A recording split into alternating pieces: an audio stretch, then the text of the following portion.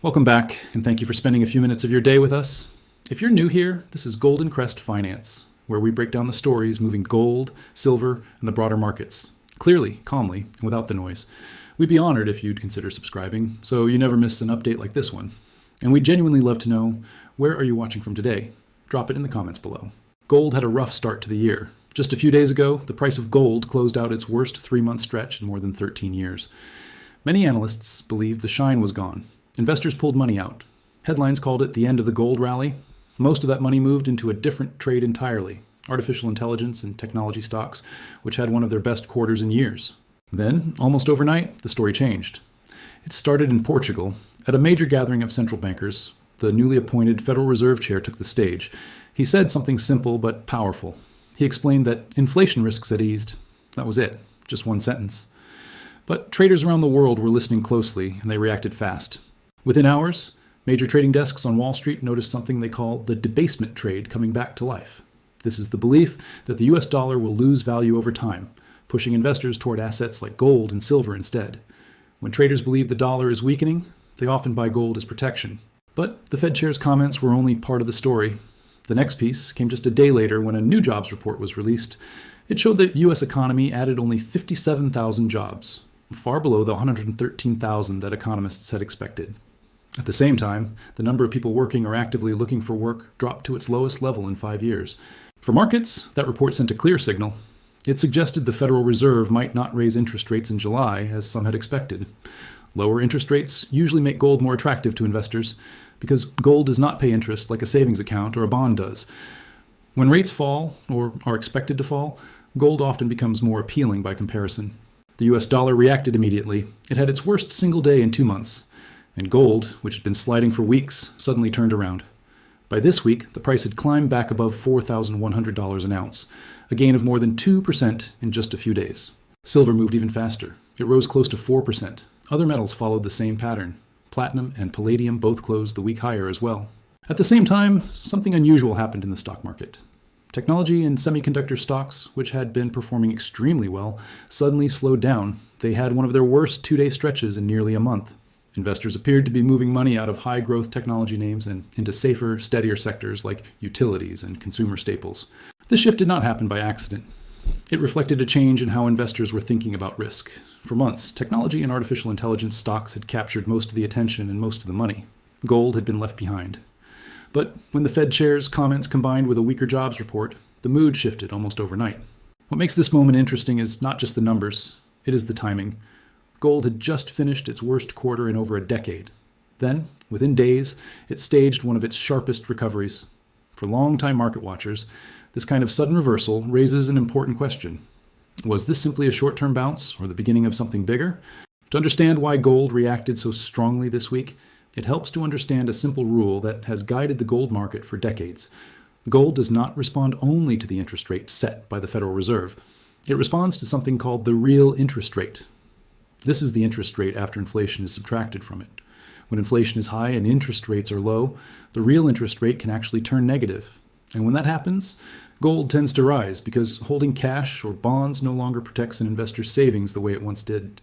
This is why the Fed chair's comments in Portugal mattered so much.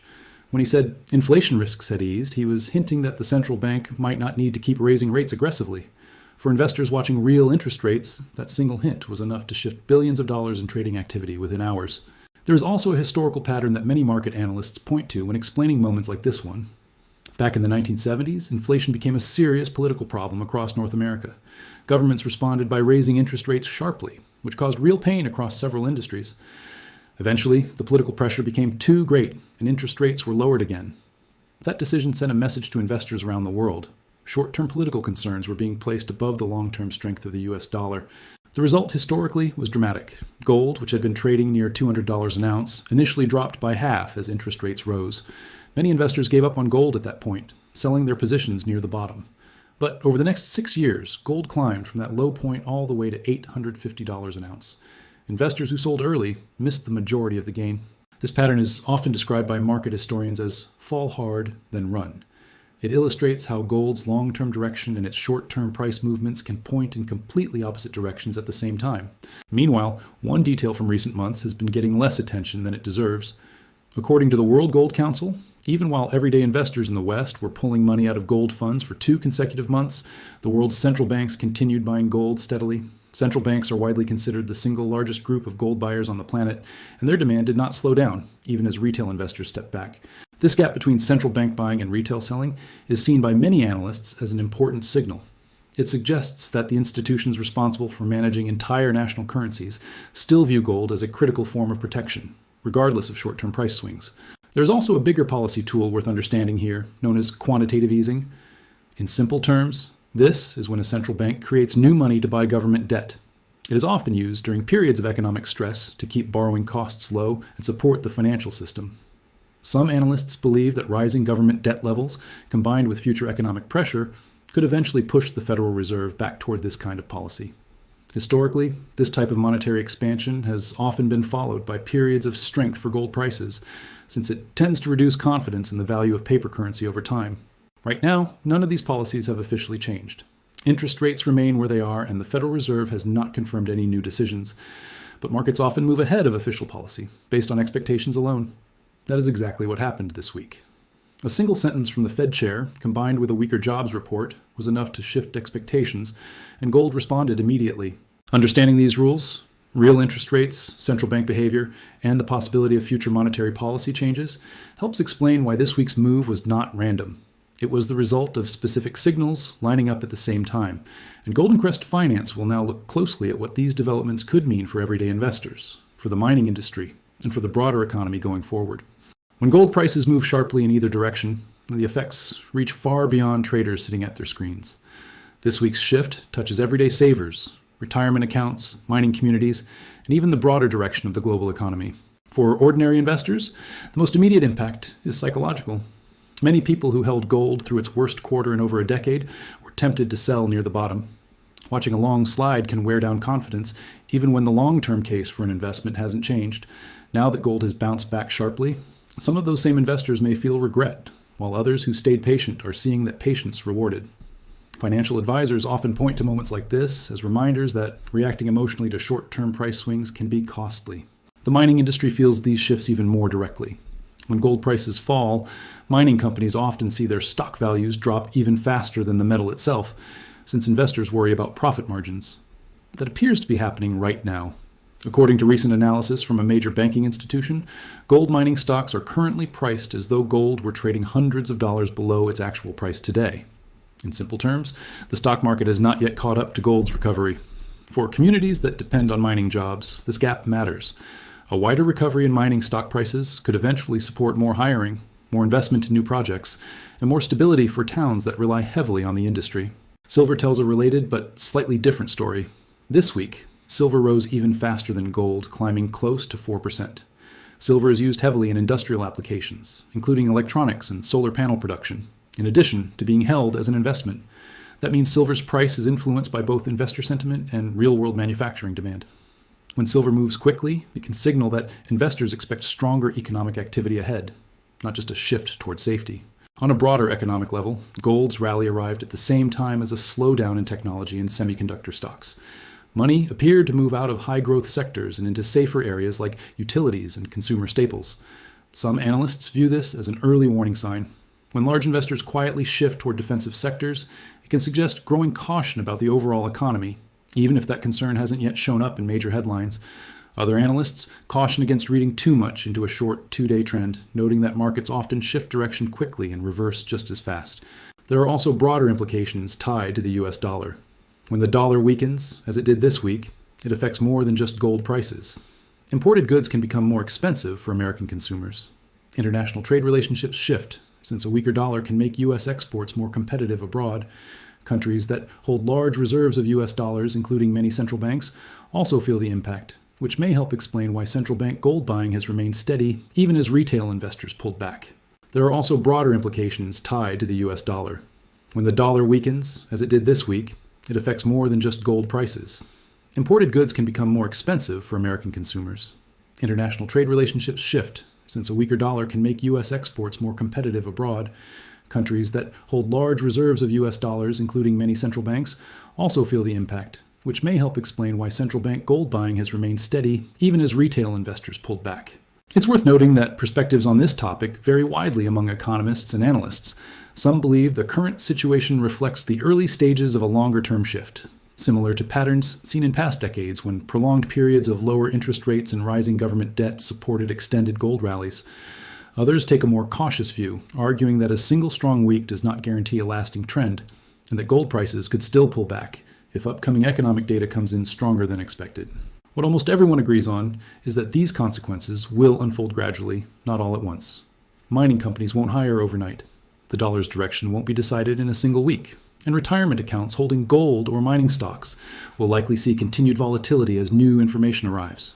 So where does this story go from here? That question is now on the minds of investors, analysts, and everyday savers across the country. While no one can predict the future with certainty, there are several clear developments worth watching in the days and weeks ahead. The first thing to watch is the Federal Reserve itself.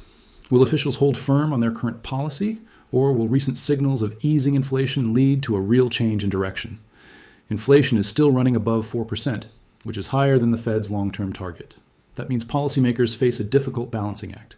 If they move too quickly to ease policy, inflation could pick back up. If they wait too long, they risk slowing the economy more than necessary. Markets will be watching every statement closely for clues about which path the Fed chooses. The second thing to watch is the US dollar. This week, the dollar had its worst single day in 2 months. Whether that weakness continues or reverses will likely have a direct effect on gold prices going forward. A currency that keeps losing strength often continues to push investors toward assets like gold, while a rebound in the dollar could slow gold's momentum. There's also an important question about who comes back into the gold market next. Central banks have continued buying steadily for months, even while everyday Western investors pulled money out of gold funds. If those retail investors begin returning to gold in larger numbers, it could add fresh momentum to the current rally. If they stay on the sidelines, gold's next moves may depend more heavily on institutional and central bank activity alone. Viewers may want to ask themselves a few honest questions while watching this story unfold. Has recent market volatility changed how comfortable they feel with their own investments? Are they holding assets based on a long-term plan, or reacting to short-term headlines? These are not easy questions, and there's no single right answer. But taking a moment to think them through can help investors avoid emotional decisions during uncertain periods. For those who want to stay informed, there are a few practical steps worth considering. Paying attention to official statements from the Federal Reserve, rather than relying only on headlines, can provide clearer context. Following reports from organizations like the World Gold Council can offer insight into what central banks are actually doing with their reserves. And speaking with a licensed financial advisor remains one of the most reliable ways to understand how these broader trends might apply to an individual's personal financial situation. Looking ahead, several key moments could shape the next chapter of this story. Upcoming inflation reports will show whether price pressures continue easing or start climbing again. Future jobs data will offer more clues about the overall health of the economy. And any official comments from Federal Reserve officials, especially around their next scheduled meeting, will likely move markets just as quickly as this week's comments did. Gold's story this week is a reminder of how quickly sentiment can shift in financial markets. Just days ago, gold was being written off after its worst quarter in over a decade. Within days, it staged a sharp recovery, driven by a handful of words from a central banker and a single economic report. That kind of swing shows how closely connected policy decisions, economic data, and investor psychology really are. For now, the direction of gold, the dollar, and the broader economy remains an open question. What is clear is that the coming weeks will bring new data, new statements, and new decisions that could shape the path forward. For now, the direction of gold, the dollar, and the broader economy remains an open question. What is clear is that the coming weeks will bring new data, new statements, and new decisions that could shape the path forward. That brings this story to a close for today. Golden Crest Finance will continue following these developments closely, so viewers can stay informed as they happen. If this video was helpful, subscribing helps support more coverage like this. And as always, thank you for spending this time here. This has been Golden Crest Finance.